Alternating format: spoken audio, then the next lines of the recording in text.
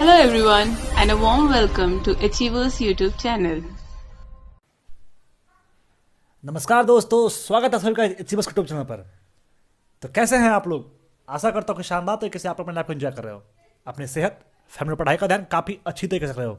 दोस्तों, आज फिर से हम आप लोग के सामने एनटीपीसी का शानदार तरीके से शानदार सेट के साथ में आप लोग के पास मौजूद हुए हैं, जो कि सेट है 32। इससे पहले 31 तक करा दिया गया है। जो लोग हमारे 31 लेक्चर को नहीं देखे हैं उनसे मेरा रिक्वेस्ट है, प्लीज़ आए और ज़रूर देखें। आप लोग को मैं एश्योर करता हूं कि आप लोग को बहुत सारे फैक्ट्स की जानकारी मिलने वाली है और जो भी प्रीवियस क्वेश्चन होगा उसकी तो मिलेगी ही। इससे पहले एक चीज़ मैं बता दूं कि हमारी टीम के द्वारा एनटीपीसी का सेट कराया जा रहा है, ठीक है। जो लोग को पता नहीं है उन्हें मैं बता दूं कि एनटीपीसी का सेट 31 तक हो चुका है, यानी 31 सेट तक हो चुका है, ठीक है।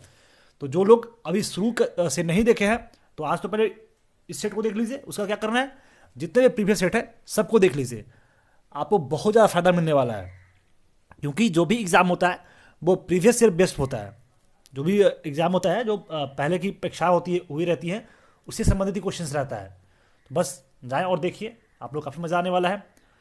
चलिए, जो लोग हमारी टीम से नए जुड़े हैं उनसे मेरा रिक्वेस्ट है, प्लीज़ चैनल को सब्सक्राइब कर ले और बेल आइकन दबा के ऑल पे टैप कर ले। उससे क्या होगा, जो भी हमारे साइड से रेगुलर अपडेट होगा वो सब मिल सकेगा, ठीक है। तो अभी 2-3 दिन का गैप थोड़ा हो गया था एनटीपीसी का सीट लाने में, तो माफ़ कीजिएगा, बहुत सारे काम होते हैं। तो दिल्ली पुलिस का कुछ स्टूडेंट्स के लोगों द्वारा बोला गया था कि सर दिल्ली पुलिस का भी सीट लेके आइए, तो वो चीज़ भी लाया गया था। तो इस कारण से थोड़ा सा लेट हुआ था। तो आई होप आप लोग समझेंगे। पर आप लोग के सामने आज 32 लेक्चर लेके आए हैं और 38 लेक्चर तक होगा। और अगर जो आप लोग का रिक्वेस्ट रहेगा तो ज़रूर कुछ और मॉक कराया जाएगा, जिससे आप लोगों को काफ़ी फ़ायदा मिलेगा। कुछ मोस्ट इंपॉर्टेंट क्वेश्चन होगा जो पूछने का कुछ चांसेस बहुत ज़्यादा रहेगा उस क्वेश्चन का, तो वो सब क्वेश्चन भी कराया जाएगा। तो चलिए बिना टाइम वेस्ट करते देखते हैं। पहला प्रश्न है, 1915-16 में स्थापित होम रूल लीग निम्न में से किसकी सहायक इकाई के रूप में काम करती थी? तो ये भारतीय राष्ट्रीय कांग्रेस के सहायक के रूप में आपका होम रूल लीग काम करती थी, ठीक है। तो ये 1955 और 16 में, सॉरी 1915 और 16 में तिलक जी और एनी बेसेंट के द्वारा ये स्थापित होम रूल लीग भारतीय राष्ट्रीय कांग्रेस के सहायक इकाई के रूप में काम करती थी, ठीक है। और उनका उद्देश्य स्वराज या आत्म सरकार की उपलब्धि प्राप्त करना था और भारतीय राष्ट्रवादियों को इसे प्राप्त करने का एक निश्चित लक्ष्य दिया गया था।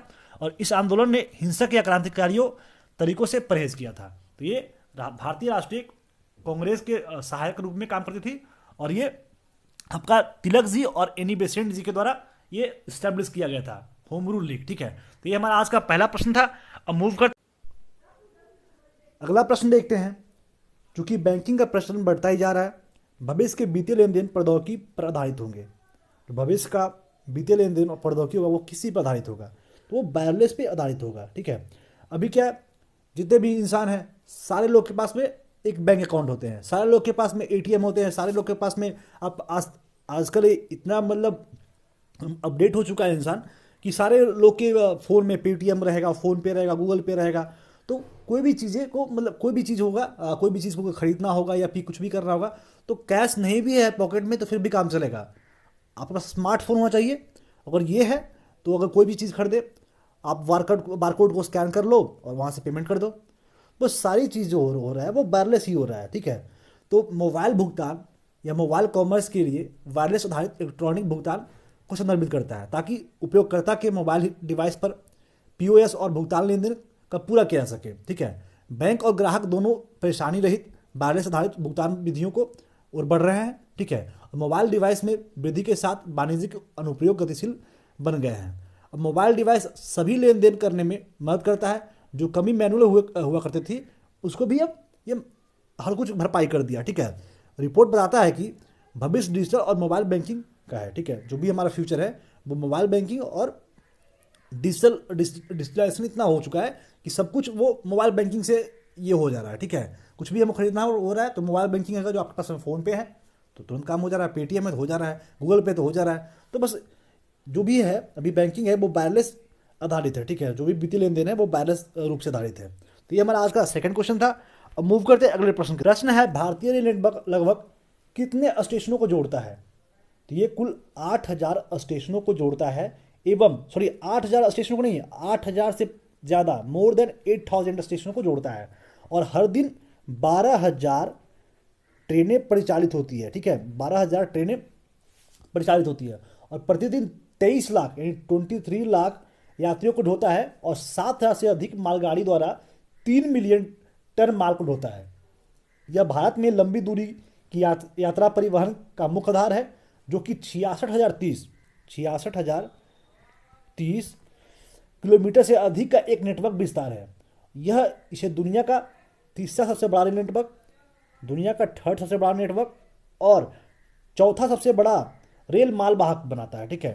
थर्ड जो है वो आपको यात्री ढोने में थर्ड रैंक पे आता है और अगर जो माल ढोने में है तो वह वहाँ पे फोर्थ रैंक पे आता है। और हर दिन नहीं, मतलब ये 8,000 स्टेशनों को जोड़ता है और उसके बाद से 23 लाख लोग हर दिन, मतलब 23 लाख आदमियों को हर दिन ये ढोता है, ठीक है। सोच लीजिए हम लोग रेल पे कितना डिपेंडेंट है, ठीक है। तो ये हमारा आज का तीसरा प्रश्न था। अब अगला प्रश्न देखते हैं। हबल का नियम संबंधित है, काफ़ी अच्छा प्रश्न है और ये आपका फिजिक्स से क्वेश्चन है। तो हबल का जो नियम है वो आपका खगोलिकी से संबंध है। किससे संबंधित है? खगोलिकी से संबंध है। एडविन पॉवेल हबल, इनका पूरा नाम जो था, जो हबल का नियम दिए थे, उनका पूरा नाम एडविन पॉवेल हबल था और इसी से इनका हबल का नियम हो गया था, ठीक है। यह एक अमेरिकी खगोलशास्त्री थे जिन्होंने हमारी आकाशगंगा के अलावा अन्य आकाशगंगाओं की खोज की थी। उन्होंने बताया कि कोई आकाशगंगा पृथ्वी से जितने दूर होती है उससे आने वाली प्रकाश को डॉपलर प्रभाव उतना ही अधिक होता है, अर्थात उनमें लालिमा अधिक प्रतीत होती है। इस प्रकार उन्होंने बताया कि हमारा ब्रह्मांड निरंतर बढ़ती हुई गति से फैल रहा है। तो ये हबल का नियम कौन दिए थे? आपका एडविन पॉवेल हबल, और ये खगोलिकी से संबंधित है, ठीक है। इसमें आकाशगंगा के बारे में, आकाशगंगा जो भी खोज हुआ वो सारी चीज़ आपका यही इन्हीं के द्वारा दिया गया था, ठीक है। ये एडविन पॉवेल हबल के द्वारा दिया था, ठीक है। तो ये हमारा आज का चौथा प्रश्न था। अगला प्रश्न है, नदी द्वीप माजुली जो भारत का पहला एकमात्र द्वीप जिला बन गया है वह कहाँ स्थित है? काफ़ी अच्छा प्रश्न है। जो माजुली है, माजुली द्वीप जो है वो कहाँ स्थित है? तो ये असम में स्थित है, ठीक है। और असम में स्थित माजुली दुनिया का सबसे बड़ा नदी द्वीप है, जो कि 2016 में एक जिला बनने वाला था और यह भारत का पहला द्वीप है, ठीक है। ये एग्ज़ाम 2017 में हुआ था और ये 2016 में आपका जिला बनने वाला था, इसलिए काफ़ी इंपॉर्टेंट उस समय था, इसलिए क्वेश्चन दिया गया था। जो ये माजुली द्वीप है वो दक्षिण में ब्रह्मपुत्र नदी से और ब्रह्मपुत्र का एक प्रत्यागत धारा खिरकुसिया जुटी जो उत्तर में सुबनसिरी नदी से जुड़ा हुआ है, ठीक है। तो वो वहाँ से आपका निर्मित होता है। जो माजुली द्वीप है वो ब्रह्मपुत्र नदी और आपका सुबनसिरी नदी से, दोनों से ये माजुली द्वीप बनता है, ठीक है। तो ये कहाँ है? असम में है। तो ये हमारा आज का पांचवा प्रश्न था। अब अगला प्रश्न देखते हैं। एमएस वर्ड के टेक्स्ट डॉक्यूमेंट में काम करते समय माउस को fill in the blanks click करने पर डिफ़ॉल्ट रूप में पूरे पैराग्राफ को चयन करता है। तो ये अगर जो आप ट्रिपल क्लिक करते हो तो क्या होगा? जितने भी पूरे आपका, जैसे एमएस वर्ड में काम कर रहे हो, एमएस वर्ड में आप कोई भी काम कर रहे हो, ठीक है, तो अगर कोई टेक्स्ट या कोई डॉक्यूमेंट को कॉपी करना है या फिर पूरे टेक्स्ट या डॉक्यूमेंट को आपको ये कंस्ट्रक्ट करना है तो क्या करना पड़ेगा? ट्रिपल क्लिक जब करोगे ना तो पूरे जितने भी आपका डॉक्यूमेंट्स या पूरे जितने भी आपका टेक्स्ट होगा वो सारा आपका ये हो जाएगा, सिलेक्ट हो जाएगा। और अगर उसको कॉपी करना चाहो तो कॉपी भी हो सकता है, अगर उसका फॉन्ट को चेंज करना चाहो फॉन्ट का चेंज भी हो सकता है, अगर जो आप उसको फॉन्ट को बड़ा करना चाहो तो वो भी हो सकता है, कलर को चेंज करना वो भी हो सकता है। तो ये आपको डिपेंड करता है, क्या करना पड़ेगा? ट्रिपल क्लिक करना पड़ेगा, ठीक है। तो उसके बाद क्या होगा? कोई भी आपका जो टेक्स्ट है या डॉक्यूमेंट होगा वो पूरे तरीके से सिलेक्ट हो जाएगा और उसके बाद आप जो भी काम करना चाहते हैं वो कर सकेंगे। तो ये था छठा प्रश्न जो कि आपके कंप्यूटर संबंधी था, ठीक है। अब मूव करते हैं अगला प्रश्न की तरफ। प्रश्न है, नोबेल शांति पुरस्कार 2020 से इन्हें सम्मानित किया गया था, ठीक है। जो 2020 में आपका नोबेल प्राइज मिला पीस के क्षेत्र में, यानी शांति के क्षेत्र में मिला था, तो वो वर्ल्ड फूड प्रोग्राम को मिला था। किनको मिला था? वर्ल्ड फूड प्रोग्राम को मिला था, ठीक है। तो मुझे नोबेल की शांति पुरस्कार से याद आया कि जो लोग चाहते हैं कि नोबेल पुरस्कार से क्वेश्चंस को देखें और लेक्चर को देखें, तो मैं बता दूं कि हमारे सर के द्वारा काफ़ी अच्छी तरीके से ट्रिक के माध्यम से 2 वीडियो लाया गया, ठीक है।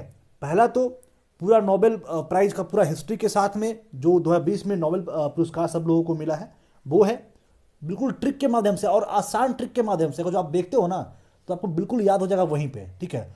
और दूसरा वीडियो आप लोगों को याद हुआ या नहीं याद हुआ उसको देखने के लिए प्रश्न का वीडियो लेके आया गया। कुछ क्वेश्चंस है जो कि कुछ पहले का भी क्वेश्चन है, जैसे जो नोबेल प्राइज क्यों इतना फेमस हुआ था, नोबेल क्यों दिया जाने लगा, और जो 2020 में किन्हें किन्हें नोबेल मिला है, तो उससे संबंधित क्वेश्चंस भी कराया गया। तो आप लोग जाइए, प्लेलिस्ट में वीडियो होगा, स्टैटिक का एक प्लेलिस्ट बना होगा, वहाँ पे सारा वीडियो अवेलेबल होगा, आप लोग एक बार जाके जरूर देखें। ठीक है, अब मूव करते हैं अगले प्रश्न की तरफ।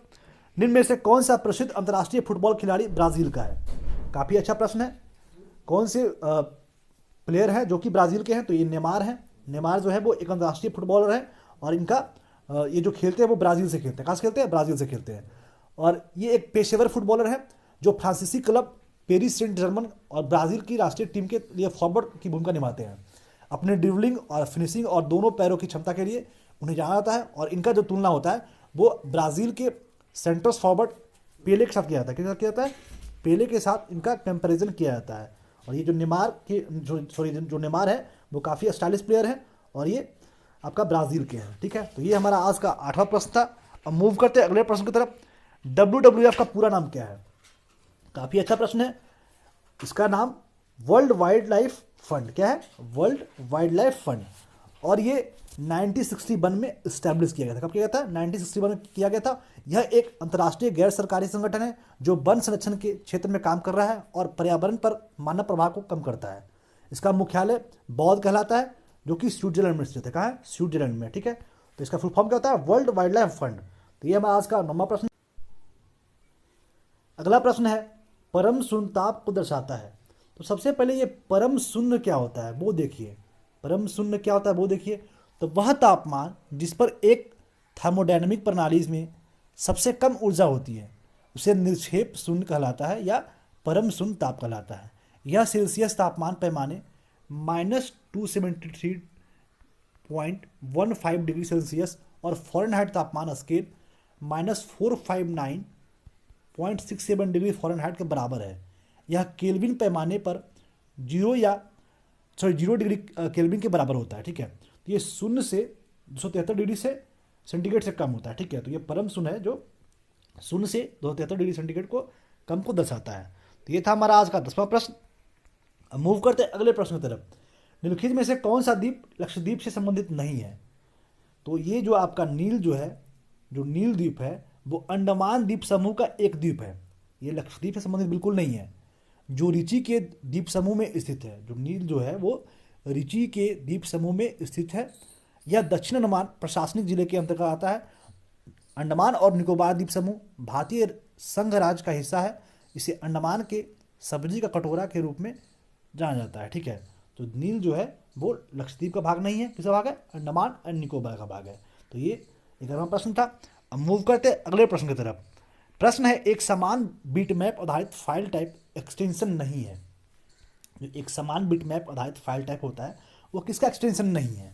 तो ये ODT का एक्सटेंशन नहीं है। एक बिट मैप बिट्स का एक क्रम विन्यास है जो पिक्सल के एक आयताकार एरे में प्रत्येक पिक्सल के कलर को विशेष रूप से उल्लेख करता है। ठीक है, और बिट्स की संख्या एक पृथक पिक्सल के प्रति समर्पित है जो कलर की संख्या को निर्धारित करने वाली उस पिक्सल को दर्शाता है। बिटमैप फाइल एक्सटेंशन है जो BMP graphics interchange format, joint photographic expert group और एक्सचेंजेबल इमेज फाइल और portable network graphics tag image file format, ये सब आपका जो बिटमैप का आधारित फाइल एक्सटेंशन है। ठीक है, तो जो ODT जो है वो आपका बिटमैप आधारित फाइल टाइप एक्सटेंशन नहीं है। कौन कौन है आपका? हो गया BMP। ठीक है, BMP हो गया, उसके बाद GIF हो गया, GPEG हो गया, फिर EXI हो गया। ठीक है, EXIF हो गया। ठीक है, और PNG, तो ये PCS, PNG, TIFF, ये सब जो क्या है बिटमैप आधारित फाइल है। लेकिन ODT जो है वो एक बिटमैप आधारित फाइल एक्सटेंशन नहीं है। ठीक है, अब अगला प्रश्न देखते हैं। निम्न में से किस स्थल को जुलाई 2016 में यूनेस्को के विश्व धरोहर स्थलों की सूची में शामिल किया गया? तो एक कंचनजंगा राष्ट्रीय उद्यान जो कि सिक्किम में है, उसे 2016 में आपका यूनेस्को के विश्व विरासत स्थल की सूची में शामिल किया गया। ठीक है, ये सिक्किम में है और यूनेस्को के विश्व धरोहर समिति द्वारा विश्व विरासत स्थल की सूची में शामिल किया गया था। ठीक है, यह भारत की पहली मिश्रित विरासत स्थल था जिसे इस सूची में शामिल किया गया था। चंडीगढ़ का कैपिटल कॉम्प्लेक्स और बिहार का नालंदा महाविद्यालय, यानी आपका नालंदा विश्वविद्यालय हो गया, नालंदा महाविहार उसको बोलते हैं, या नालंदा विश्वविद्यालय भी इसी सूची में शामिल किया गया है आपका 2016 के आसपास में, ठीक है। तो ये हमारा कंचनजंगा राष्ट्रीय उद्यान हुआ जो कि सिक्किम के में है, और इसे 2016 में यूनेस्को के विश्व धरोहर स्थलों की सूची में शामिल किया गया था। तो ये 13वां प्रश्न था। अब मूव करते हैं अगले प्रश्न की तरफ। लोकसभा के संदर्भ में सदन के नेता का अर्थ है। सदन का नेता का क्या अर्थ होता है? सदन का नेता का अर्थ होता है प्रधानमंत्री या प्रधानमंत्री द्वारा नामित मंत्री। भारतीय संसद के निचले सदन लोकसभा के नेता प्रधानमंत्री हैं।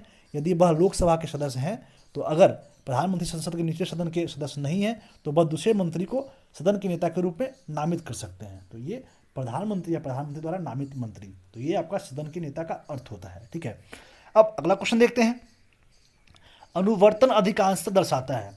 जो अनुवर्तन होता है वो किसे दर्शाता है? तो किसी पौधे को दिशात्मक विकास को अनुवर्तन दर्शाता है, ठीक है। अनुवर्तन या ट्रोपिज्म, यह एक जीव की दिशात्मक वृद्धि है जो आपका जो एक दिशा में बढ़ता है।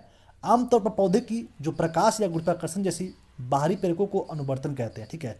उद्दीपन की ओर वृद्धि को धनात्मक अनुवर्तन और उद्दीपन से दूर वृद्धि को ऋणात्मक अनुवर्तन कहा जाता है। दो टाइप का अनुवर्तन होता है, एक होता है आपका धनात्मक अनुवर्तन और एक होता है उसका ऋणात्मक अनुवर्तन। जो धनात्मक अनुवर्तन होता है उसको उद्दीपन से दूर मतलब जो आपका उद्दीपन की ओर वृद्धि होता है उसको धनात्मक अनुवर्तन कहता है, और जो आपका उद्दीपन से दूर वृद्धि होता है उसको ऋणात्मक अनुवर्तन कहते हैं। तो ये अनुवर्तन अधिकांशतः दर्शाता है किसी पौधे के दिशात्मक वृद्धि को, ठीक है, दिशात्मक विकास को दर्शाता है, ठीक है।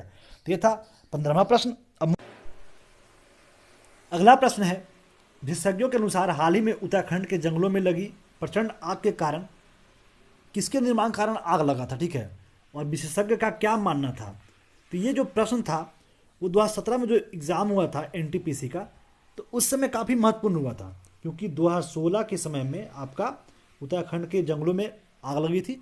तो 2017 में ये लाइमलाइट में रहा हुआ, तो इस कारण से ये क्वेश्चन पूछा गया था। हालांकि ये क्वेश्चन अब पूछने का चांसेस कम है, लेकिन इसका साइंटिफिक रीज़न क्या था, अगर जो विशेषज्ञ इसका जो भी माइंडसेट दिए हैं क्योंकि ये क्यों लगा था, तो ये ब्लैक कार्बन के कारण आग लगा था, ठीक है। 2016 में भारतीय राज्य उत्तराखंड के जंगलों में कई स्थानों पर आग लग गई थी। यह आग मुख्य रूप से उप हिमालय क्षेत्र की ढलानों में देवदार के जंगलों में शुरू हुई, जो धुएं के बादल या काले कार्बन का कारण बनी, ठीक है।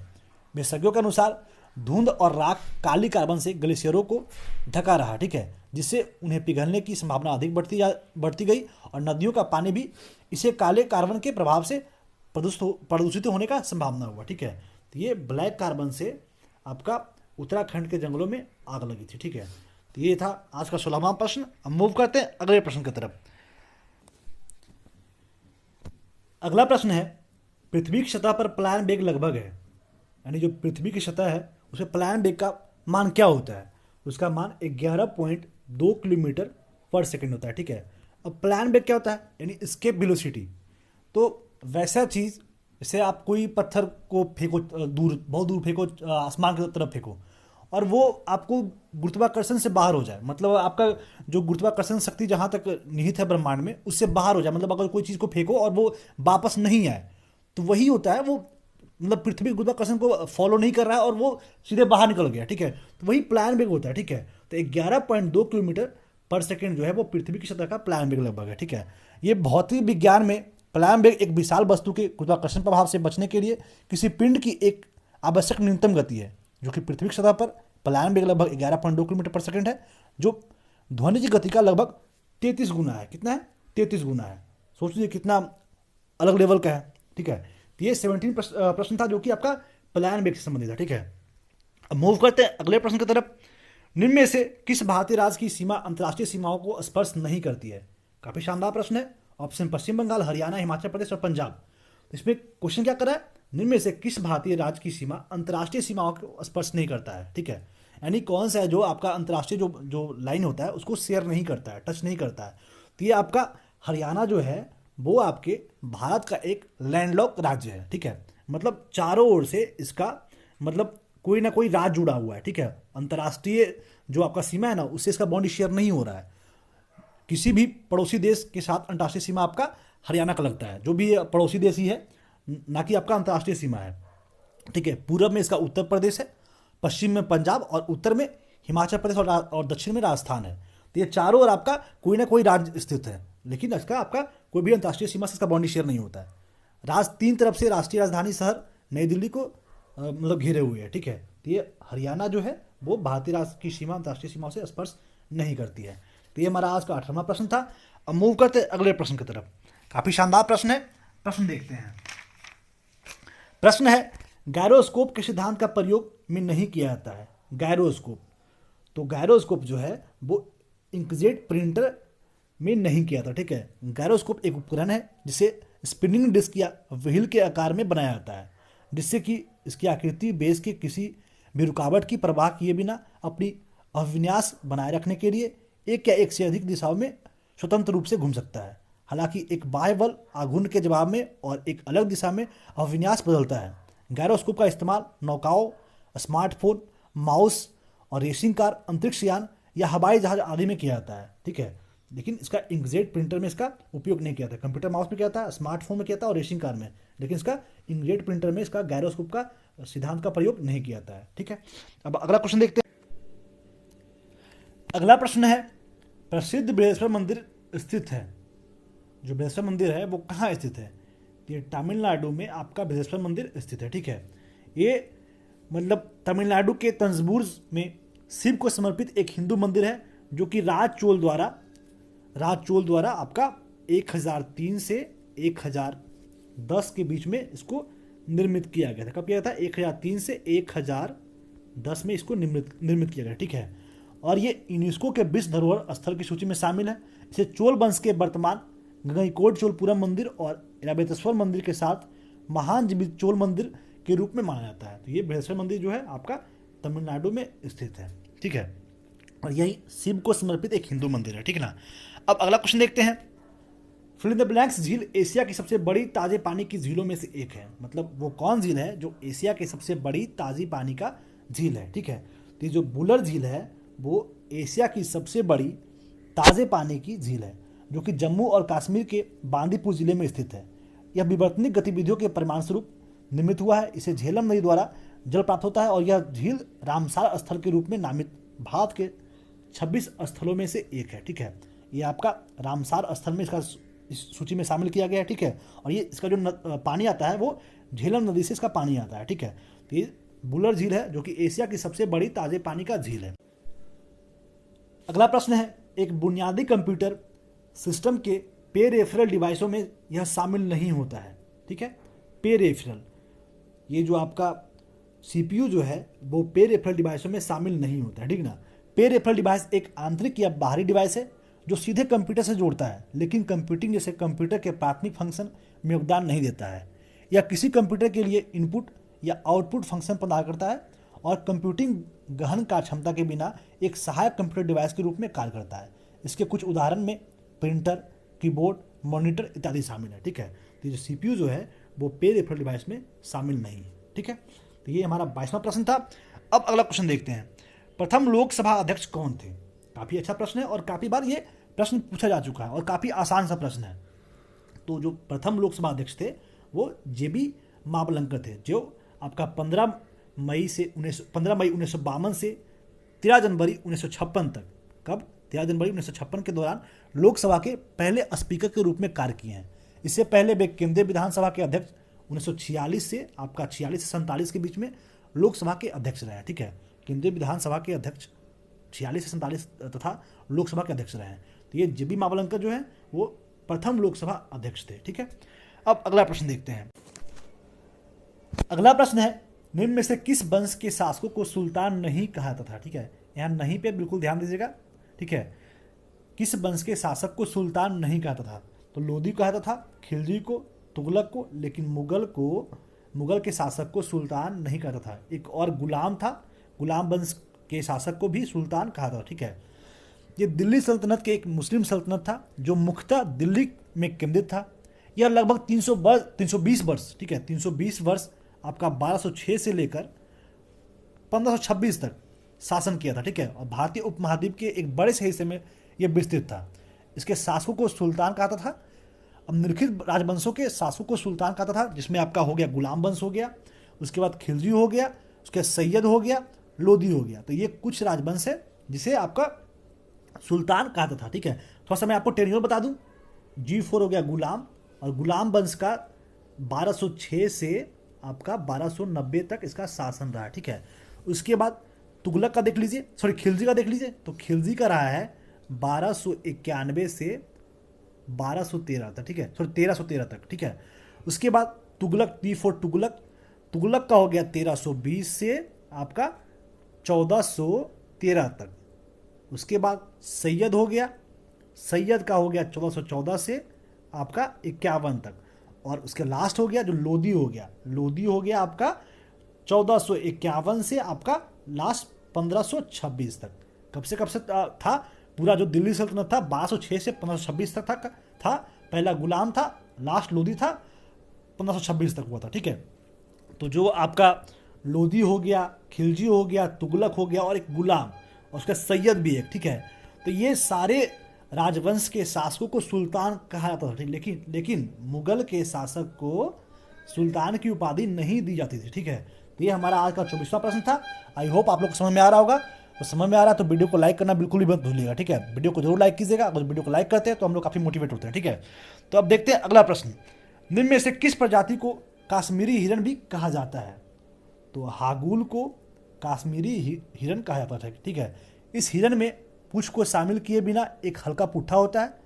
इसके शरीर पर भूरे रंग के साथ बाल होता है। यह काश्मीरी घाटी के पहाड़ों और उच्च घाटियों सहित हिमाचल प्रदेश के उत्तरी चंबा जिले के घने जंगलों में पाए जाते हैं। इसे काश्मीरी हिरण कहता है।